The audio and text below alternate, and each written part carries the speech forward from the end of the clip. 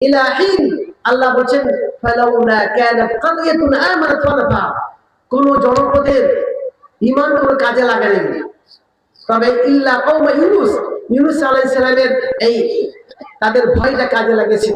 তারা যখন আত্মসমর্পণ করলো আল্লাহ রাব্বুল আলামিন সেখান থেকে বালা মুসিব দূর করে দিলেন, তারা ঈমান আনলো, আল্লাহ রাব্বুল আলামিন তাদের সুযোগ করে দিলেন।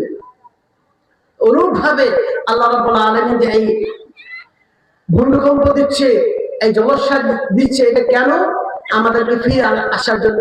আল্লাহ রাব্বুল আলামিন সূরা সাজদাতে বলেন ওয়ালানুযীকান্নাহুম মিনাল আযাবিল আদনা দুনাল আযাবিল আকবার লাআল্লাহুম ইয়ারজিউন।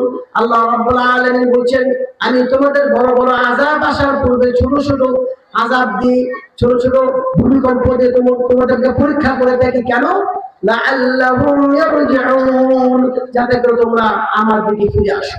দেখুন আল্লাহ রাব্বুল আলামিন জানেন যে আমি আমার বান্দাকে সৃষ্টি করেছি এবং নিজে হাতে সৃষ্টি